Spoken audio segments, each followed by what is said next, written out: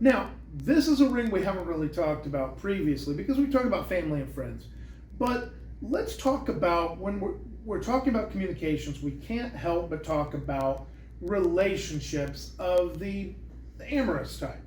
Okay, when you have a significant other, okay, and what things do we need to be kind of special rules for those personal one-on-one relationships with our significant other? What are some kind of guidelines that we might want to think about? For communication, I would say that again, it's important that if you want people to be honest and trusting of you, that you need to be honest and trusting of other people. So that kind of goes along with, trusting in the person that you're dating and that they're being honest with you. And if you feel like you can't trust that person, is that really the right person for you to be dating? I don't know. I would also say that, in terms of boundaries and communication, your partner should want you to communicate with other people and to have friends and family that you interact with. Yeah. So if you're in a relationship with someone that doesn't want you to communicate with your friends or your family, red flag, that's not a good sign. Right. So again, ideally that person that's your significant other is part of that friend group, or maybe at some point becomes part of that family group, Sure. depending on the dynamic and the timing.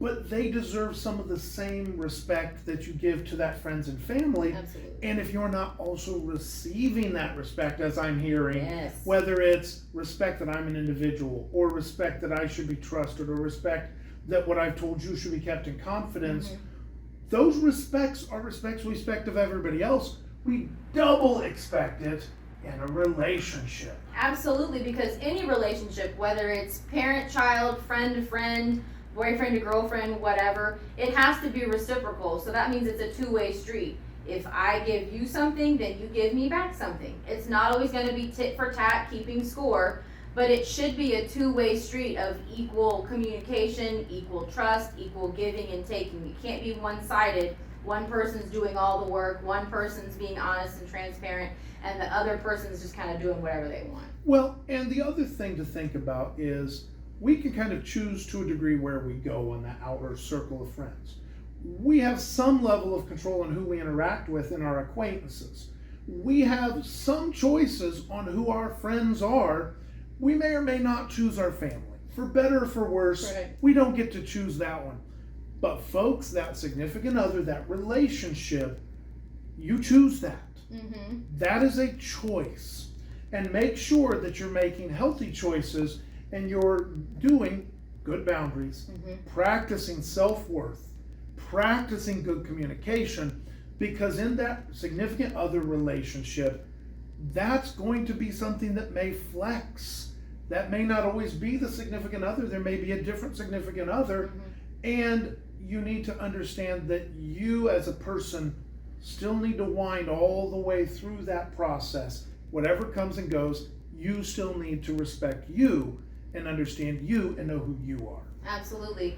And with relationships, especially at the teenage level, puppy love is real. People that are teenagers, you guys have very real, valid feelings.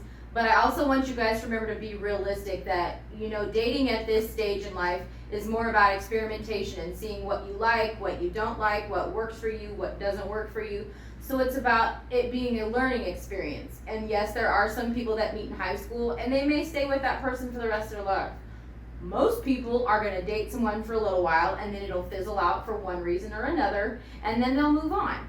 And so that heartbreak is very real, but it's also important, like Mr. Moore said, to be mindful that if the person that you're dating, the relationship that you're in, has some of those red flags that we talked about, that they don't have good boundaries, that they're telling way too many personal private information, they don't have good communication, they don't value themselves and then therefore struggle to value other people, then maybe that's not the relationship for you to be in. Exactly.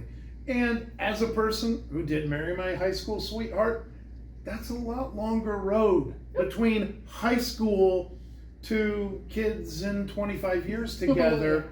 And for those that didn't, it's a long road in just a different way. Yeah. But in all things, you have to stay with you. Absolutely. Because you are going to be the longest relationship in your life. And so if you don't have a good kind of internal compass and get to really know yourself and what's good for you and to make decisions that are going to serve your best interest, then it's going to be hard for you to have a healthy relationship with somebody else. Absolutely. Well, thank you very much. We'll You're see so you in the welcome. next video, guys. Bye, guys.